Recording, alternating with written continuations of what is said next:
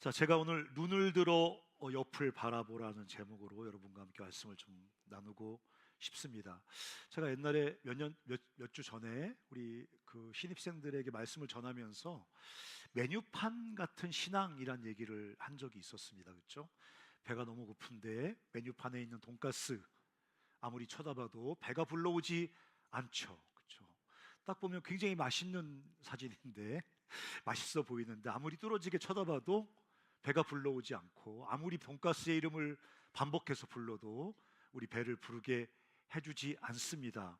그런 것처럼 저는 때때로 기독교 신앙이 온갖 좋은 말은 다 갖다 쓰는데 승리, 영광, 임재, 능력, 온갖 좋은 단어들은 다 갖다 쓰는데 마치 메뉴판에 그려 있는 음식 사진처럼 우리 삶에 아무런 실제적인 영향을 끼치지 못하는 사람들의 신앙을 많이 봐왔습니다. 어떤 분이 그렇게 얘기했더라고요. 추상적 관념에 갇혀버린 기독교. 그러니까 진짜 내 뱃속에 들어와서 나를 배부르게 하고 허기져서 막 힘 빠진 나를 다시 일으키는 어떤 실제적인 음식 같은 게 아니라 추상적 관념, 그냥 돈가스라는 어떤 개념, 돈가스라는 이미지, 돈가스라는 어떤 이름, 그건 그 이미지와 이름 이런 것은 돈가스가 무슨 돼지고기로 만들어졌고 무슨 달짝지근한 맛이고 이런 관념, 개념 자체는 우리를 배부르게 해주지 못하잖아요. 근데 마치 그런 메뉴판 사진 안에 있는 돈가스처럼 기독교 신앙이 그런 추상적 관념에 지식에 그냥 갇혀 있는 것 같은 사람들이 많이 있다는 것입니다. 실제로 변화, 열매 없는 광야에서 허덕이는 기독 청년들이 너무 많습니다. 예수를 믿는데 변화를 경험한 적이 없습니다. 예수를 영접하고 그분을 오랫동안 믿어왔지만 그분의 구원의 실제적인 열매가 우리 삶 속에 경험되어지지 않는다는 것입니다. 근데 오늘 우리가 읽었던 본문에 보면 기독교는 엄청난 약속과 소망을 선언하거든요. 그렇게 아무런 변화와 구원의 열매 없이 추상적인 관념 속에 들어있는 기독교라는 건 사실은 불가능한 겁니다. 오늘 13절에 뭐라고 써 있냐면 온전한 사람을 이루어 그리스도의 장성한 분량이 충만한 데까지 성장한다 그랬습니다. 이게 기독교의 복음입니다. 하나님의 사랑은 그냥 우리를 기분 좋게 하는 게 아닙니다. 그런 건 약으로도 가능합니다. 그런 거는 TV에 나오는 짧은 유튜브 쇼츠로도 가능한 겁니다. 기독교 신앙은 그냥 우리의 기분을 좋게 하는 마취제 같은 게 아닙니다. 주님의 사랑은 정말 우리 삶을 변화시켜서 그리스도의 장성한 분량, 더 쉽게 얘기하면 그리스도에게까지 우리 삶이 자라가고 변화될 거라고 성경은 선언하고 있는 겁니다. 그게 기독교입니다. 변화가 기독교입니다. 성장이 기독교입니다. 우리 안에 아주 강철 같은 더러운 죄악의 습관이 있고 어릴 때부터 벗어날 수 없이 나를 둘러싸고 있는 무덤 같은 나의 어떤 그 더러운 굴레가 있다 할지라도 예수 그리스도가 우리 삶 가운데 오시면 그분이 우리 삶을 그분의 분량에까지 변화시켜 간다고 성경이 선언하고 있는 겁니다. 오늘 읽었던 본문, 오늘 읽진 않았지만 15절에 보면 범사에 그에게까지 자랄지라 그는 곧 그리스도라. 그러니까 기독교의 약속은 분명합니다. 우리가 그리스도에게까지 자라갑니다.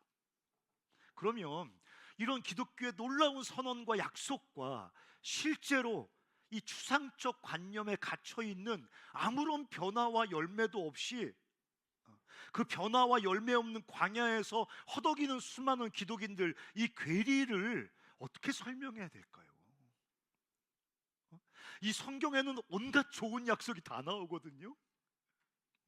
우리를 예수 그리스도처럼 영광스러운 존재로 변화시켜 간다는 성경의 무지막지한 약속이 나오는가 하면 실제로 그리스도인들의 삶을 살아보면 그냥 추상적 관념, 뭐 영광, 구원, 뭐 죄사함, 뭐 이런 다 추상적이지 않습니까? 뭐 하나 내 삶 속에 진짜 돈가스 조각처럼 나를 힘나게 하는 게 있습니까?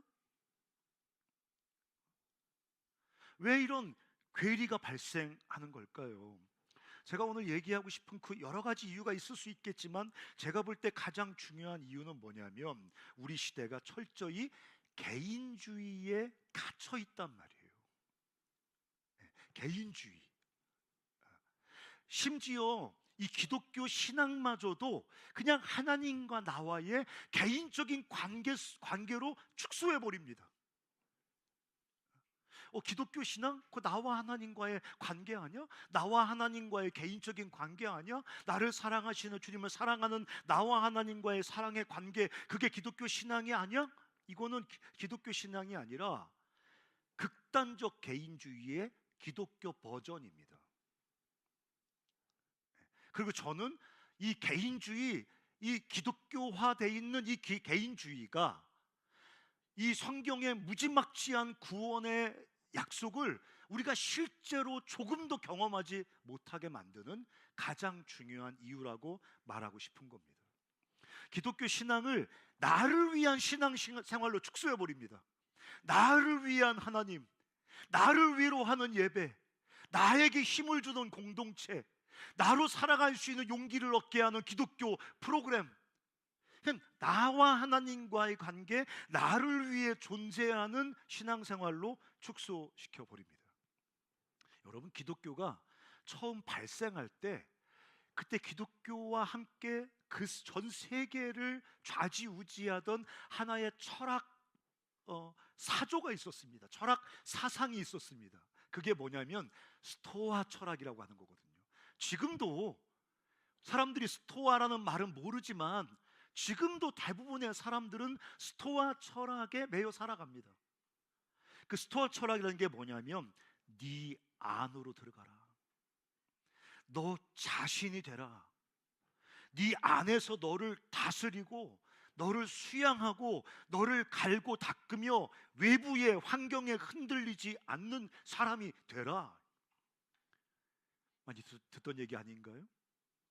이미 2000년 전에 스토아 학파라는 중요한 철학 학파가 주장하던, 어쩌면 그저 긍정적인 자기 개발, 어떤 자기 실현, 이런 거를 담고 있는 철학의 뿌리였습니다. 얼마나 멋진 말입니까?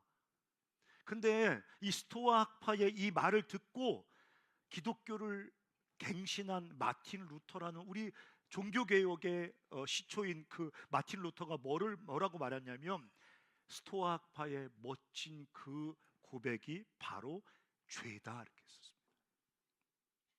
죄. 그게 바로 죄라고 말했습니다. 여러분, 한번 제가 그 라틴어 하나 갖고 왔는데 순자들은 익숙하시겠지만 제가 여러 번 말했지 않습니까? 인크루바투스 인세. 마틴 루터가 한 말이에요. 그게 바로 인크루바티스 인세다.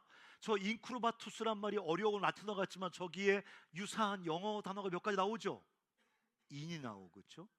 CURV, 커브가 나오죠. 인세는 in yourself란 뜻입니다. 저 무슨 말입니까?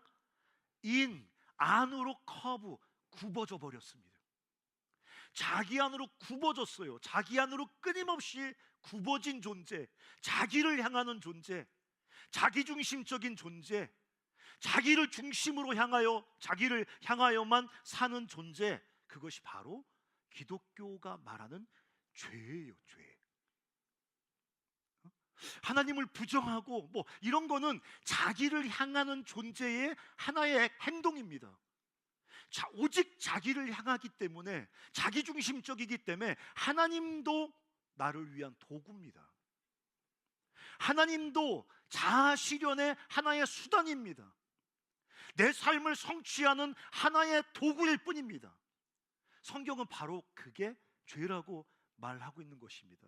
여러분, 왜 개인주의와 기독교 신앙이 양립할 수 없을까요? 왜 기독교 신앙의 진짜 약속을 개인주의에 사로잡혀 있는 우리가 누리지 못하는 걸까요?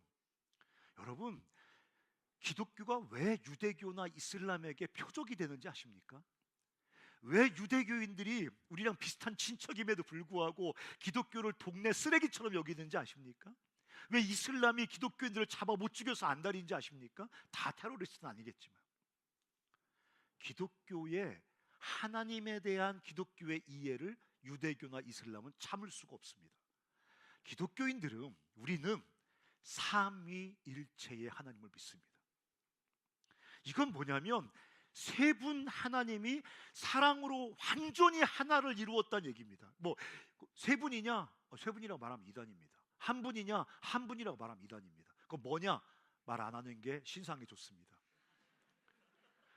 그 용기 있게 제가 표현하면 세부, 성부, 성자, 성령 세 분이신 하나님이 세 분이라고 말할 수 없을 만큼 사랑으로 완전한 관계 속에 존재하시는 겁니다.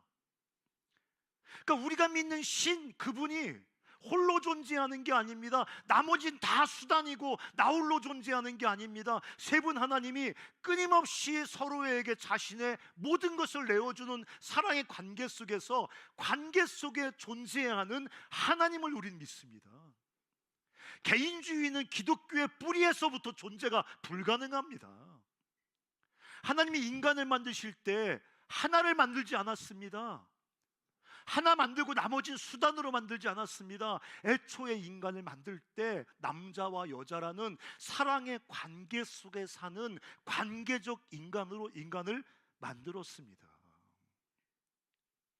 그러니까 하나님과 타인과의 사랑의 관계 속에서 살아가는 이 삶이 인간의 본질적인 삶의 방식입니다. 우리는요, 관계를 비용이라고 생각합니다. 낯선 사람과 친해지고 낯선 공동체에 들어가고 어떤 사람과 관계를 맺기 위해서 시간과 에너지를 투자하는 이 관계가 비용이라고 생각합니다. 근데 성경은, 기독교는, 최소한 기독교는 관계는 비용이 아니라 우리의 본질적 삶의 방식입니다. 그 참된 존재 방식을 거부하고 홀로 존재하며 다른 모든 사람들을 수단화시키는 삶, 그게 죄입니다. 무슨 뭐 담배 피고 술 먹고 욕하고 이런 게 죄가 아닙니다. 죄는 나 홀로 존재하려고 하는 거, 다른 모든 사람들을 수단화시키는 거, 그게 죄의 정체예요. 그리고 성경은 뭐라고 말합니까? 죄의 값은 사망이라고 합니다. 사망이 뭡니까? 하나님과 관계가 끊어지는 겁니다. 왜? 나 홀로 살고 하나님마저 수단화시키니까. 사망이 뭡니까? 다른 사람과 관계가 끊어지는 겁니다. 왜? 나 홀로 살고 다른 사람들은 수단화시키니까. 하나님과 다른 사람과의 끊어진 관계 속에서 홀로 살아가는 것이 실존적 죽음의 삶입니다. 그건 죽음입니다.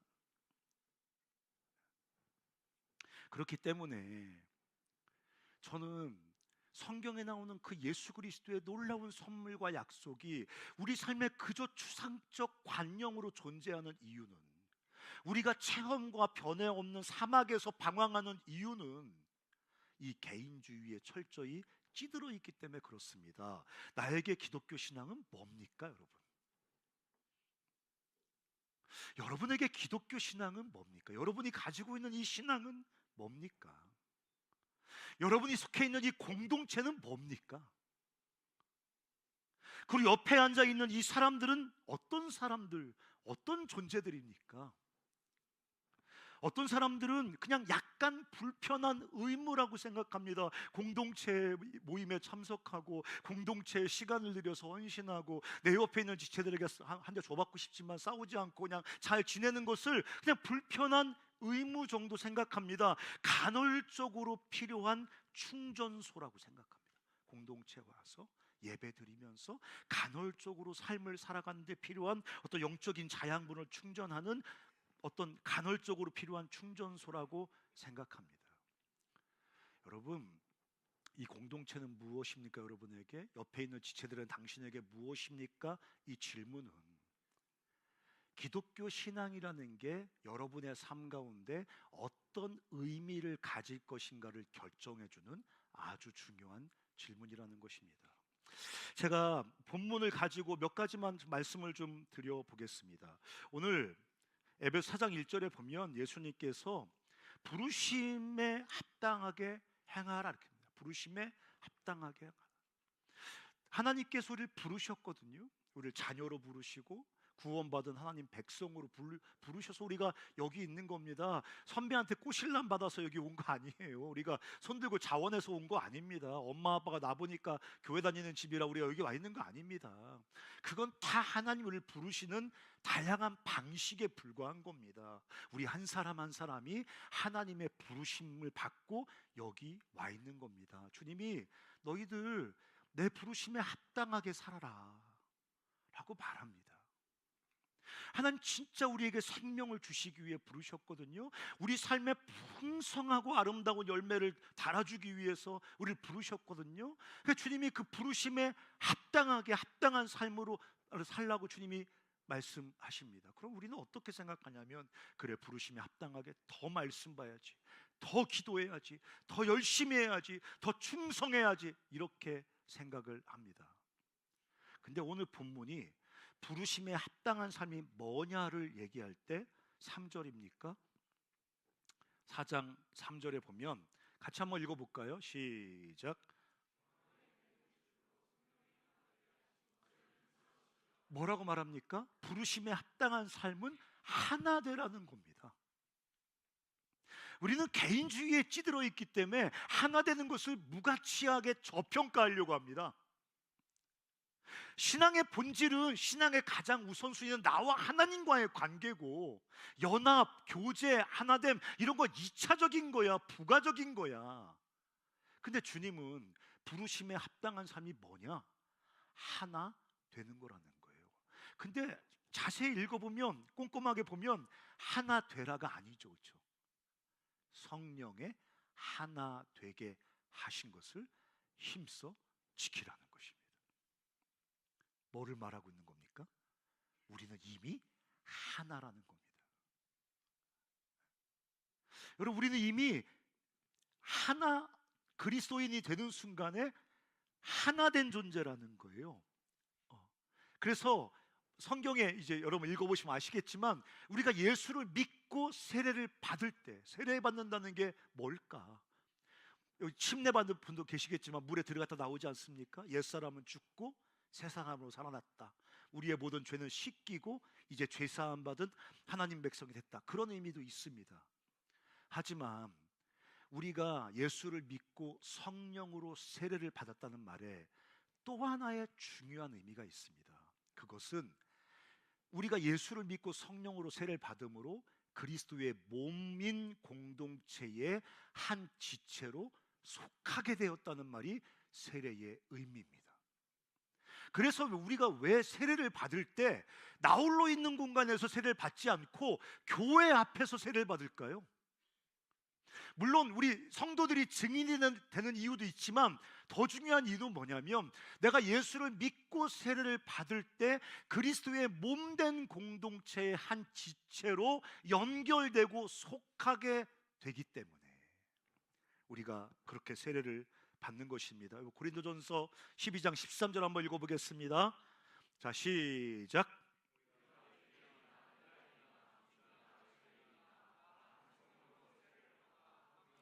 네, 성령으로 세례를 받아 한 몸이 되었습니다.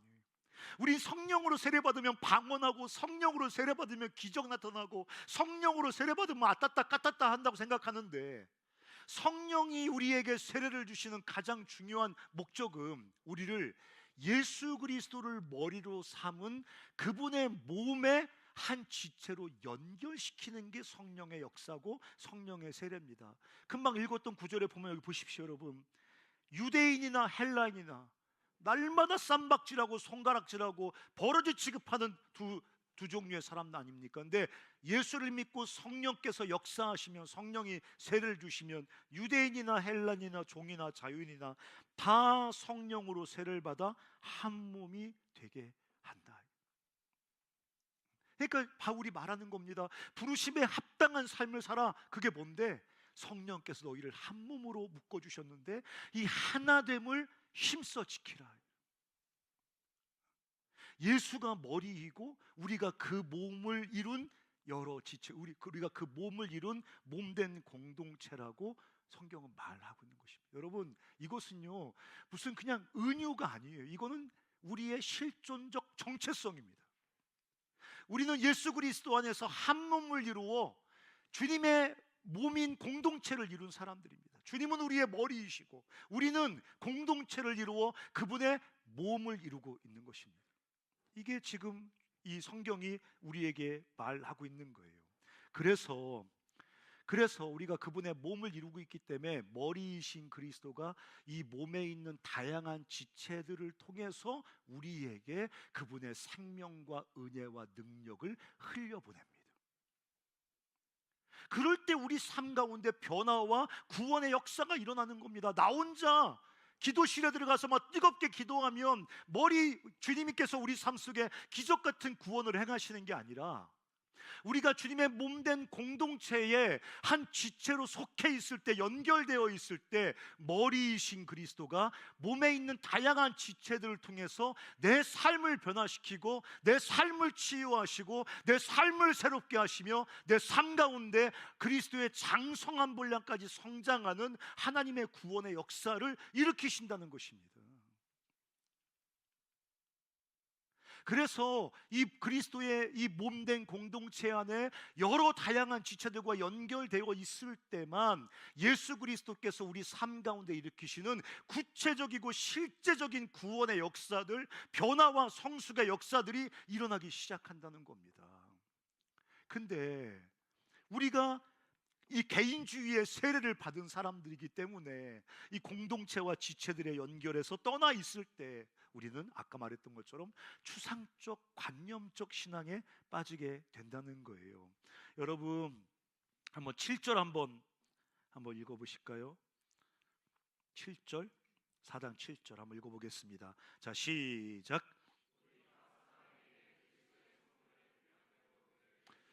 네, 보세요. 교회는 그저 다양한 사람들이 모여 있는 게 아니에요. 우리 교회는 다양한 사람들이 모여야 돼. 뭐 흑인, 뭐 백인, 뭐 다 다양한 사람이 모여야 되고 다양한 사람들을 우리가 포용해야 돼. 그게 기독교의 본질이 아닙니다. 기독교의 이 몸된 공동체는 뭐냐면 그냥 다양한 사람, 뭐 E와 I가 모이고 뭐 F와 J가 모이고 이런 게 아니라 머리이신 그리스도가 각각 독특하고 다양한 은사와 선물을 주신 사람들이 모여 있는 거라는 거예요.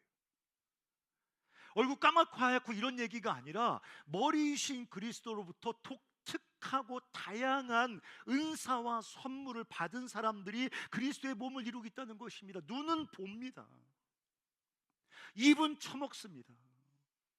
코는 냄새를 맡고요, 손은 짚고요, 발은 움직이고요. 물론 냄새도 풍기지만 각각의 기능을 갖고 있지 않습니까? 머리이신 그리스도가 우리 모두 다양한 지체들에게 독특하고 다양한 은사를 주셔서 우리가 그 은사를 서로 주고받음으로 머리이신 그리스도의 구원을 우리가 경험하게 된다는 것입니다. 여러분, 손가락이 아프며 간지러우면 오른쪽 손이 가서 긁어줍니다.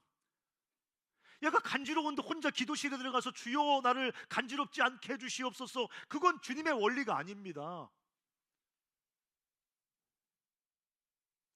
여기 눈이 뭐가 묻어가지고 간지럽습니다. 그 눈이 혼자 기도실에 들어가서 주님께 간절히 예배하면서 안 간지럽게 해주시옵소서라고 기도하는 게 기독교의 원리가 아니라 오른손이 가서 간지러운 눈을 이렇게 비벼줘서 안 간지럽게 해줍니다. 입이 먹어줘야 됩니다. 손이 음식을 들어줘야 됩니다. 눈이 음식을 봐줘야 됩니다. 발이 음식 있는 곳에 가야 됩니다. 이렇게 머리이신 그리스도가 몸의 다양한 지체들을 통해서 우리 한 사람 한 사람의 삶을 변화시키는 게 기독교의 복음이고 기독교의 구원의 역사입니다. 그래서 고린도전서 12장에는 그 은사를 뭐라고 말했냐면 성령의 나타남이라 그랬습니다. 성령의 나타남. 우리 모두에게, 그리스도의 몸을 이루는 우리 모두에게 각각 다른 성령의 나타남이 있습니다. 그리고 그 그리스도가 주신 은사, 성령의 나타남은 나를 구원하시는 하나님의 도구들입니다. 예.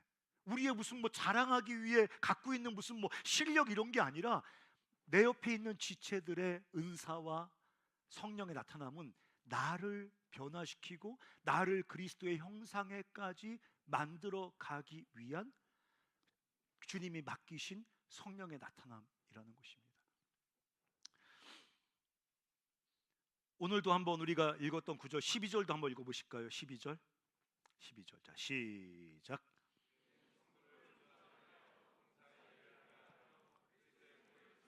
여기도 써 있잖아요. 하나님께서 11절 10절에 보면 어떤 사람 목사와 교사로 선지자로 막 이렇게 은사를 두신 이유는 뭐냐? 이는 성도를 온전케 하며. 왜 온전하게 안 되지? 나는 왜 온전하게 변화가 일어나지 않지? 나는 왜 온전하게 회복이 안 되지? 나는 왜 온전하게 성장이 안 되지? 여러분, 그리스도의 몸 안에 거하십니까? 나는 왜 이 지독한 절망의 울타리에서 한 발자국도 밖으로 나가지 못하지? 나는 왜 이 지독한 죄의 굴레에서 한 발자국도 벗어나지 못하지? 이 몸된 공동체는 여러 지체가 머리의 통로가 되어서 우리 삶을 만지고 회복시키고 돕고 축복하고 격려하고 보호하고 힘을 불어넣어서 우리로 하여금 몸과 함께 그리스도의 장성한 분량까지 성장할 수 있다고 주님이 오늘 약속하고 선언하고 있는 것입니다. 여러분, 이것은요, 불완전하고 좀 부족해 보이지만 그리스도의 몸입니다. 내 지체가 나를 섬길 때 내 옆에 있는 지체가 부족하고 불완전해 보이지만 그 지체를 통해 역사하는 머리이신 그리스도는 완전하신 나의 구원자이기 때문에 불완전한 내 옆에 있는 지체들을 통하여서 완전하신 그분의 구원의 역사가 내 삶 가운데 와 닿는다는 것입니다. 그래서 주님께서 오늘 놀라운 선언을 하시는 겁니다. 그리스도의 몸 안에서 너희가 그리스도의 장성한 분량까지 성장할 수 있다, 변화될 수 있다라고 말하는 겁니다. 여러분, 16절도 한번 읽어볼까요? 16절 한번 읽어볼까요? 시작.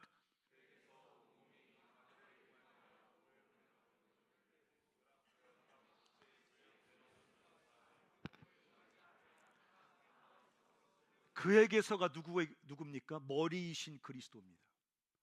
머리이신 그리스도에게서 온몸이 각 마디를 통하여 도움을 받습니다. 그냥 그리스도에게서 바로 도움이 오는 게 아니라 각 마디를 통하여 도움을 받습니다. 연결되고 결합되어 각 지체의 분량대로 역사합니다. 내 옆에 연결되어 함께 그리스도의 몸을 이룬 지체들이 각 지체의 분량대로 역사해서 우리 삶 가운데 변화와 구원의 역사를 만들어 낸다는 거예요. 머리이신 주님은 당신의 몸된 공동체 지체들을 통해서 우리 삶을 그리스도의 장성한 분량까지 자라게 하신다는 것입니다. 예수를 믿고 횟수를 따져보니까 40년이 됐습니다. 제가 딱 40년이더라고요. 올해가 40년 동안 예수님 믿고 살아왔습니다. 나 홀로 여기까지 신실하게 믿음을 지키며 달려왔다? 상상도 할 수 없습니다. 그런 삶은. 나를 CCC에 데리고 온 친구가 있습니다.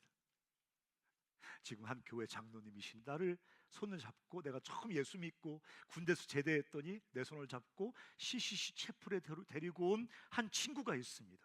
아버지처럼 나의 믿음의 성숙을 도왔던 우리 순장님, 지금 개척교회 목사님, 찌질이 고생하는 개척교회 목사님인데 우리 순장님이 계셨습니다. 나로 하여금 간사의 꿈을 꾸게 했던 우리 캠퍼스 간사님이 계셨습니다. 내가 실패하여 주저앉아 있을 때 나를 불러주셨던 한 교회의 목사님이 계셨습니다. 그 실패의 절망의 밑바닥에서 다시 나를 일어나도록 끊임없이 나를 격려하던 소중한 제자들이 있었습니다. 성장에 대한 어떤 환상과 소망을 잃어버린 채 안주하려고 하는 저를 끊임없이 자극하고 일어나게 만들었던 청주의 간사님들이 계셨습니다.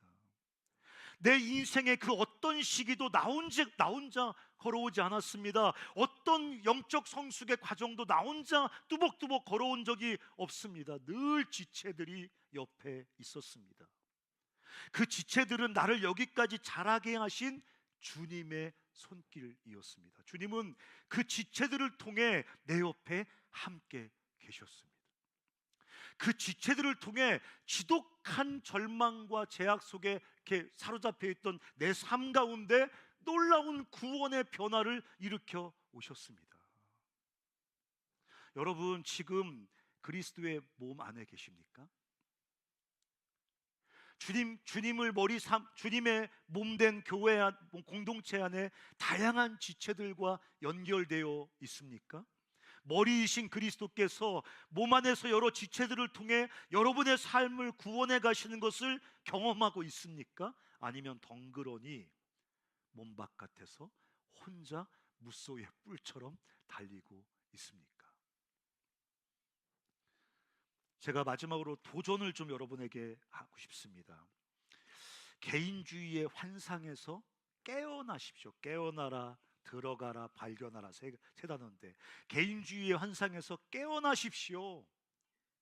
개인적으로 성취하고, 개인적으로 성숙하고, 개인적으로 더 많은 것을 소유하고 그러면 된다. 헛된 환상에서 깨어나시기 바랍니다. 참된 삶은 참된 관계 속에서만 경험되어지는 것입니다. 개인주의는 우리 모든 개인들을 하나님과 서로에게서 분리시켜서 죄와 죽음의 삶을 살게 할 뿐입니다. 여러분, 제가 그 사역자의 삶을 살아가다가 중간에 한번 큰 실패를 경험하고 한 2년을 공동체를 떠나서 방황한 적이 있었습니다. 다시 사역자는 불가능하구나, 간사나 목사는 불가능하겠다는 생각을 하고 이 공동체를 떠나서 2년을 방황했던 그 지독한 실패의 시간이 있었습니다. 제가 공동체를 떠나는 그 순간에 의기양양했던 나의 개인적 신앙이 얼마나 무기력하고 공허한 것인 것을 즉시 경험할 수 있었습니다. 공동체를 떠나 있는 그 기간 동안에 얼마나 무력하게 제 삶이 망가졌는지 저는 정말 고통스럽게 경험을 했거든요. 그런 과정을 거치면서 저는 정말 잠에서 깨어났습니다. 내 안에 거하라는 주님의 명령이 무슨 추상적으로 주님이 내 옆에 함께 계신 것 같아 이런 느낌을 갖는 것도 아니고, 내 안에 거하라는 주님의 명령이 무슨 끝도 없이 경건에서 들고 다니면서 기독교적인 무드에 젖어 있는 게 아니라, 내 안에 거하라는 주님의 명령이, 그래야 너희가 열매를 맺는다는 그 명령이 예수의 주님의 몸인 그분의 공동체 안에 거하라는 명령인 것을 저는 그때 깨달을 수 있었습니다. 지금도 저는 나이가 이제 60이고 공동체 책임간사기도 하지만 저는 이 공동체 안에 거하기 위해서 있는 힘을 다해서 사랑과 겸손으로 몸부림을 칩니다. 여러분, 개인주의의 환상에서 깨어나셔야 됩니다. 거기에는 주께서 약속하신 어떤 구원과 생명의 열매가 존재하지 않습니다. 또 하나는 주님의 몸 안에 더 깊이 들어가셔야 됩니다.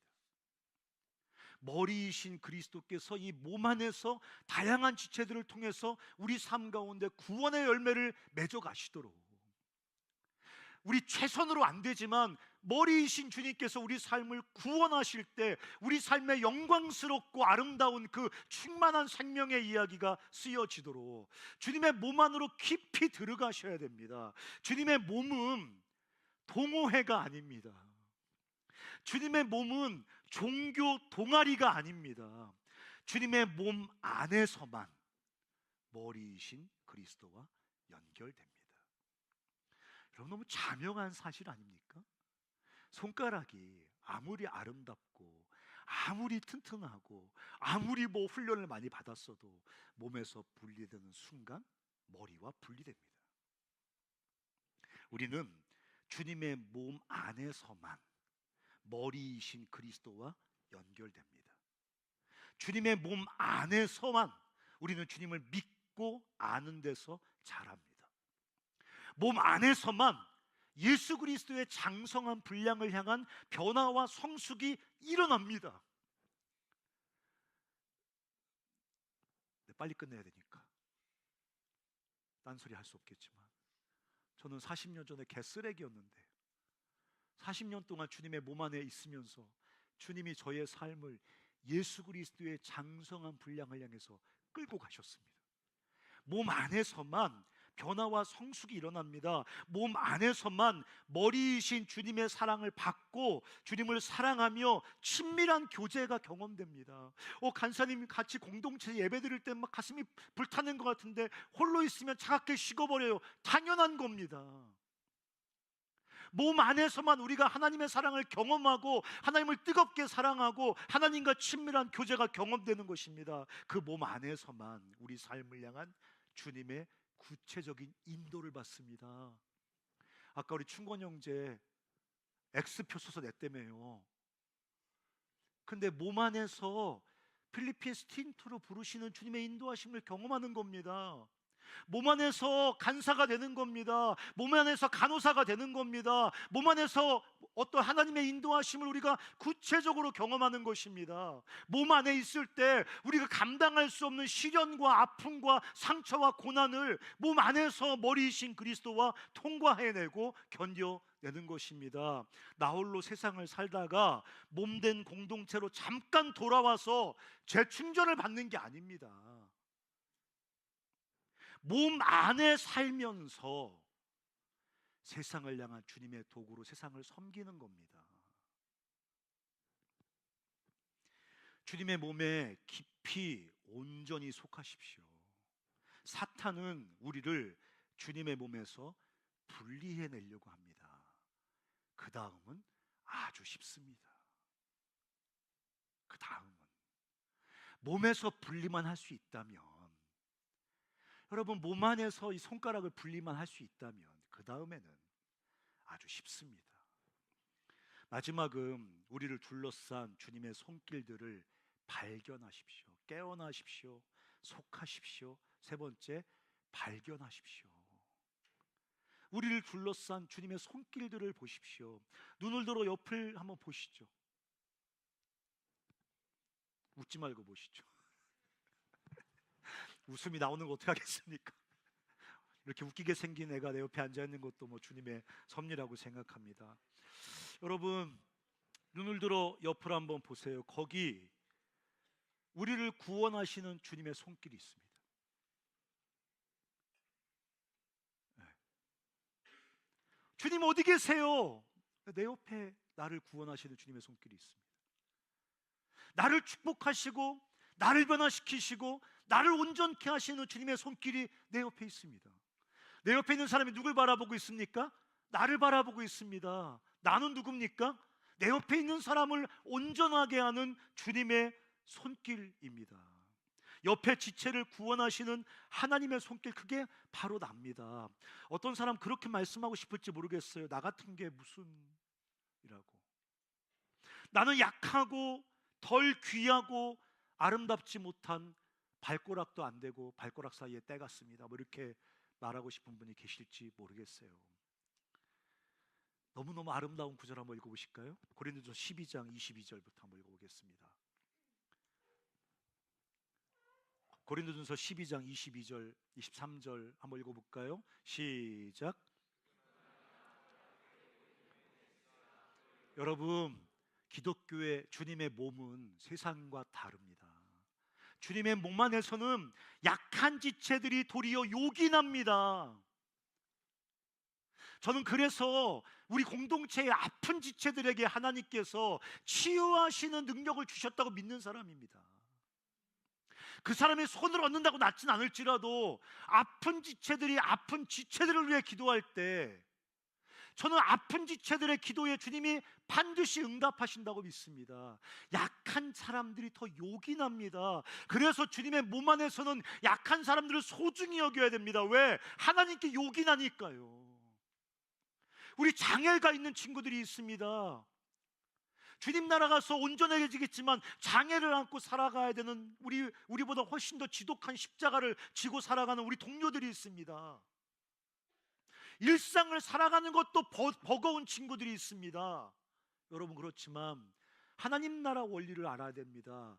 약한 사람들이 도리어 요긴합니다. 주님은 그들의 기도에 귀를 기울이십니다. 그들의 작은 탄식 소리에 귀를 기울이십니다. 또 뭐라고 써 있습니까? 23절에 우리가 몸에 덜 귀히 여기는 그것들을 더욱 귀한 것들로 입혀줍니다.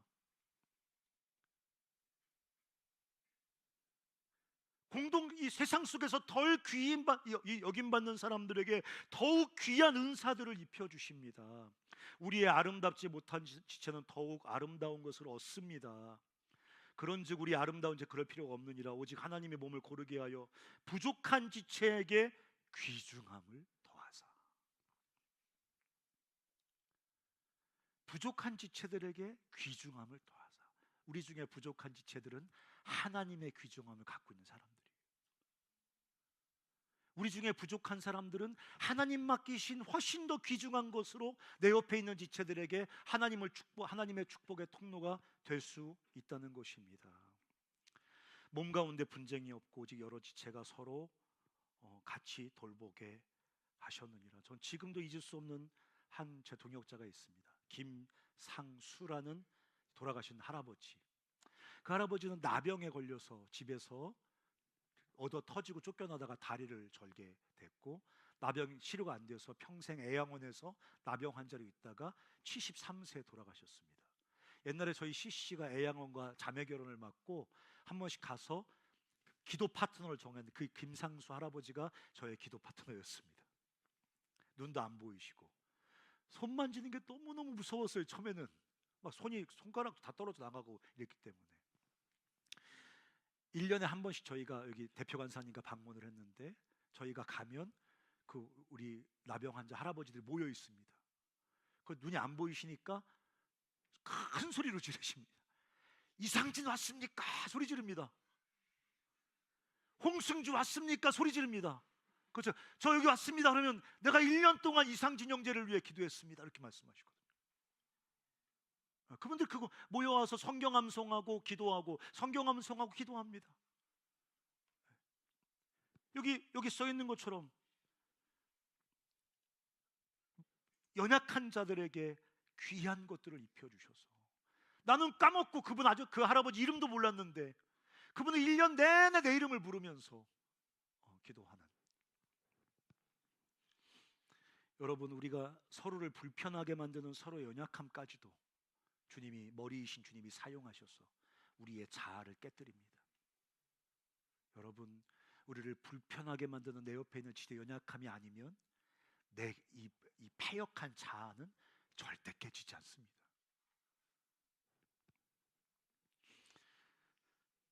사랑하는 형제자매 여러분, 그러므로 성령이 하나 되게 하신 것을 힘써 지키시기 바랍니다. 힘쓴단 말이 스푸다존데스인데 이게 뭐냐면 지속적이고 긴박한 열심이라는 뜻이에요. 그러니까 여러분, 그리스도의 몸된 공동체, 우리가 함께 지체가 되었는데 머리이신 그리스도 안에서 한 몸을 이루고 서로를 통해서 우리 삶이 그리스도의 장성한 분량까지 성장해 가도록 머리이신 그분이 다양한 지체들을 통해서 우리 삶을 그렇게 변화시키시고 성숙해 가시도록 우리가 온전히 하나됨을 힘써 지키면서 함께 이 몸 안에서 함께 세워져 가는 은혜가 있기를 주의 이름으로 축원합니다.